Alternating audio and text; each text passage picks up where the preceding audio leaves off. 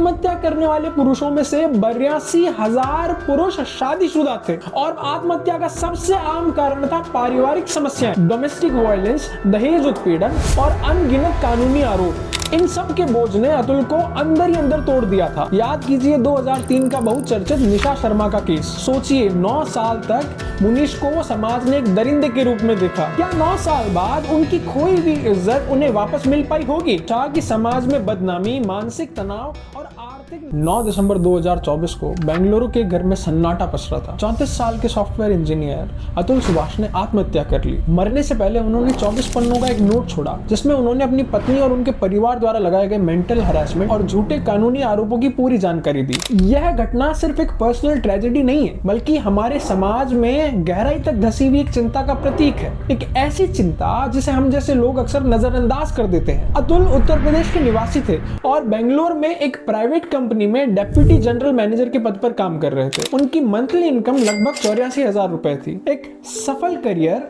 और एक उज्जवल भविष्य की उम्मीद। लेकिन इन सब के पीछे उनके दिमाग में कहीं न कहीं एक ऐसा मानसिक तनाव था जो उनकी पत्नी निकिता सिंघानिया और उनके परिवार द्वारा लगाए गए अनेकों मुकदमों की वजह से जन्मा था। डोमेस्टिक वायलेंस, दहेज उत्पीड़न और अनगिनत कानूनी आरोप, इन सब के बोझ ने अतुल को अंदर ही अंदर तोड़ दिया था। निकिता ने उन पर आरोप लगाया कि अतुल ने 10 लाख रुपए के दहेज की मांग की, उन्हें मेंटली और फिजिकली हैरेस किया, जिसके चलते उनके पिता की सेहत खराब हुई और 2019 में उनका निधन हो गया। तो उधर अतुल के भाई विकास कुमार का कहना है कि अतुल पर 3 करोड़ रुपए देने का दबाव डाला गया। यहाँ तक कि अपने 4 साल के बेटे से मिलने के लिए भी 30 लाख रुपयों की मांग रखी। जरा सोचिए, एक पिता को अपने ही बच्चे से मिलने के लिए एक कीमत चुकानी पड़े, कितना डरावना और अमानवीय लगता है। अतुल ने अपनी पीड़ा अपने सुसाइड नोट में लिखी। उनका कहना था कि उनकी पत्नी, ससुराल वाले और एक जज सबने मिलकर उन्हें मानसिक रूप से इतना प्रताड़ित किया कि अंततः उन्हें मौत को गले लगाना पड़ा। मौत से कुछ क्षण पहले उन्होंने एक एनजीओ के व्हाट्सएप ग्रुप में कुछ मैसेज भेजे जहां वो घरेलू मामलों पर चर्चा करते थे। उन्होंने अपनी मौत को बहुत ही सिस्टमैटिक तरीके से अंजाम दिया। उन्होंने अपनी चीजों के बारे में निर्देश छोड़े, 24 पन्नों का नोट छोड़ा, जैसे वो दुनिया से जाते जाते ये कहना चाहते हो कि देखो मैं क्यों जा रहा हूँ। अब पुलिस ने निकिता और उसके परिवार पर आत्महत्या के लिए उकसाने के तहत मामला दर्ज किया। मराठा अल्ली पुलिस स्टेशन की 2 टीमें जांच पड़ताल में जुटी और उन्होंने कहा कि हम जस्टिस डिलीवर करेंगे। पर क्या यह सिर्फ एक आइसोलेटेड केस है? समाज में न जाने कितने ही अतुल रोजाना अंदर ही अंदर मर रहे हैं। यह घटना सिर्फ एक व्यक्ति की त्रासदी नहीं, बल्कि एक व्यापक समस्या का हिस्सा है जहां धारा 498A का दुरुपयोग कई बार निर्दोष पतियों व उनके परिवारों को झूठे मुकदमों में फंसाने के लिए किया जाता है। यह कहना गलत नहीं होगा कि असली पीड़ितों को बचाने के लिए बनाए गए इस कानून को कई लोगों ने अपना उल्लू सीधा करने का एक हथियार बना रखा है। अगर आप नहीं जानते कि क्या है धारा 498A तो सुनिए। आईपीसी की धारा 498A शादीशुदा महिला के साथ उसके पति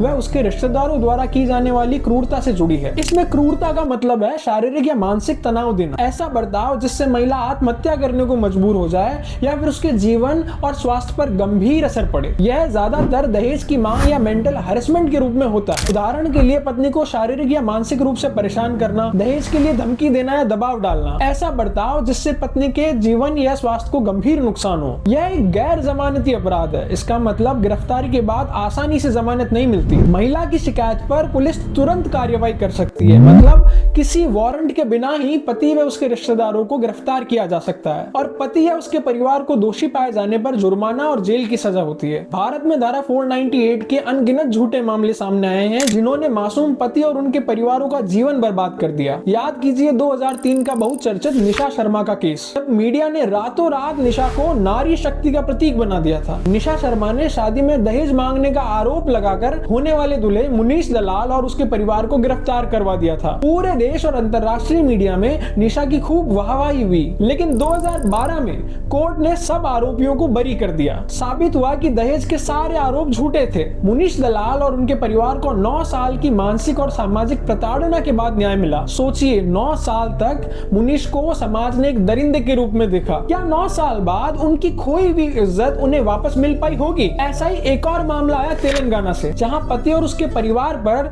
498A के तहत FIR दर्ज हुई। बाद में सुप्रीम कोर्ट में केस गया और सुप्रीम कोर्ट ने पाया सारे आरोप अस्पष्ट थे, कोई ठोस सबूत नहीं था, यह केवल व्यक्तिगत दुश्मनी और बदले की भावना से दर्ज किया गया केस था। सुप्रीम कोर्ट ने इस झूठे केस को रद्द कर दिया। फिर दिल्ली हाई कोर्ट का ऐसा केस जिसमें तो हद ही हो गई। एक महिला की आत्महत्या के मामले में उसके पति और ससुराल वालों पर दहेज क्रूरता का केस दर्ज हुआ। बाद में दिल्ली हाई कोर्ट ने पाया कि महिला जिंदा थी। दिल्ली हाई कोर्ट को बोलना पड़ा कि लोग इस न्याय प्रणाली का दुरुपयोग कर रहे हैं। दिल्ली हाई कोर्ट का ऐसा ही एक और केस जिसमें महिला ने अपने पति और देवर पर दहेज उत्पीड़न और बलात्कार जैसे संगीन आरोप लगाए और बाद में जाकर ये आरोप झूठे साबित हुए। दिल्ली हाई कोर्ट ने कहा कि झूठे आरोप लगाना अत्यधिक क्रूरता है, इसे सहन नहीं किया जा सकता। वहीं बिहार के अरनेश कुमार का मामला तो बहुत बड़ी चर्चा का विषय बन गया था। पत्नी के झूठे दहेज उत्पीड़न के आरोपों में फंसने के बाद अरनेश कुमार को इंतरिम बेल तक नहीं मिली और बाद में सुप्रीम कोर्ट को बीच में दखल देना पड़ा। सुप्रीम कोर्ट ने कहा कि महिलाएं धारा 498A का उपयोग वसूली करने के लिए कर रही है और निर्दोष पति और उनके परिवारों को इसका खामियाजा भुगतना पड़ रहा है। कोर्ट ने पूछा कि समाज में बदनामी, मानसिक तनाव और आर्थिक नुकसान की भरपाई कौन करेगा। और अगर आप नेशनल क्राइम रिकॉर्ड्स ब्यूरो के आंकड़े सुनेंगे तो आपके पैरों तले जमीन खिसक जाएगी। NCRB के आंकड़े बताते हैं कि साल 2020 में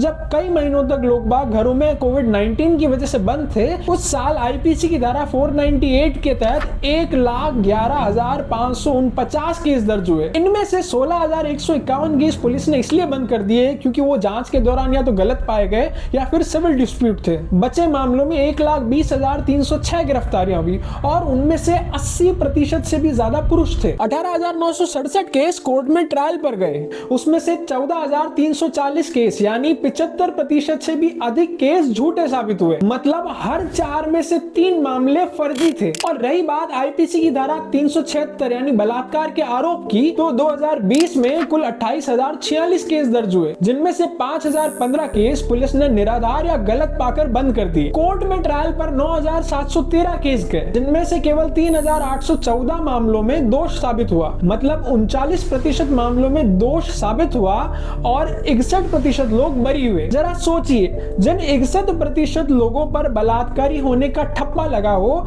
समाज ने उन्हें किस नजरों से देखा होगा? क्या बरी होने के बाद भी उनकी छवि कभी साफ हो पाई होगी? NCRB के आंकड़े बताते हैं कि 2022 में 1,22,724 पुरुषों ने आत्महत्या करी और वहीं महिलाओं की संख्या 48,172 रही। आत्महत्या करने वाले पुरुषों में से 82,000 पुरुष शादीशुदा थे और आत्महत्या का सबसे आम कारण था पारिवारिक समस्याएं। सोचिए, क्या कभी पुरुषों के मानसिक स्वास्थ्य, उनकी तकलीफों या उनके अधिकारों के लिए आवाज उठाई जाती है? जब पुरुष झूठे दहेज के आरोप, घरेलू हिंसा और समाज के कलंक का बोझ उठाते हैं तो न उनके लिए कोई सहायता का मंच होता है, न उनकी रक्षा के लिए कोई कानून और न ही उनकी बात सुनने वाला कोई आयोग। क्या यह खामोशी न्याय कहलाती है? भारतीय न्याय व्यवस्था में पुरुषों और ट्रांसजेंडर व्यक्तियों की रक्षा के लिए वैसा कोई स्पष्ट कानून नहीं है जैसा महिलाओं के लिए है। महिलाएं शोषित हो तो कानून एकदम एक्टिव हो जाता है और होना भी चाहिए, लेकिन अगर कोई पुरुष झूठे आरोपों का शिकार हो जाए, मानसिक प्रताड़ना झेले,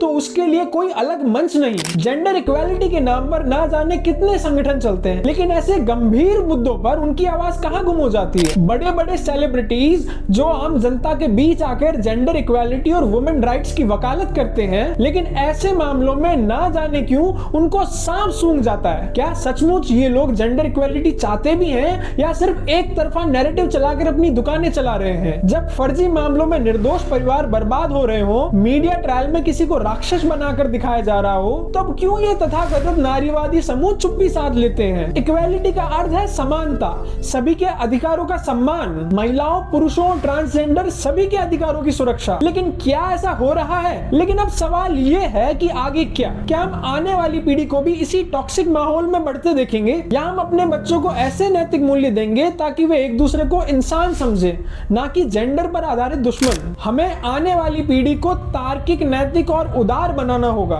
ताकि कल कोई अतुल फिर इस तरह न मरे, कोई निर्दोष परिवार फिर से बदनाम न हो। यह वीडियो एक कोशिश है उन आवाजों को मंच देने की जिन्हें अक्सर दबा दिया जाता है। यह वीडियो उन लोगों के लिए है जो आज हमारे बीच नहीं रहे, लेकिन अपनी 24 पन्नों की चिट्ठी में सच को बयां करके गए, शायद इस उम्मीद में कि कोई सुनेगा, कोई समझेगा। तो सोचिए, समझिए और सवाल उठाइए, क्योंकि सच को जानना आपका हक है और उसकी रक्षा करना आपका कर्तव्य। तो आप भी अपने विचार हमें कमेंट्स में जाकर जरूर बताएं। मिलेंगे अगली वीडियो में।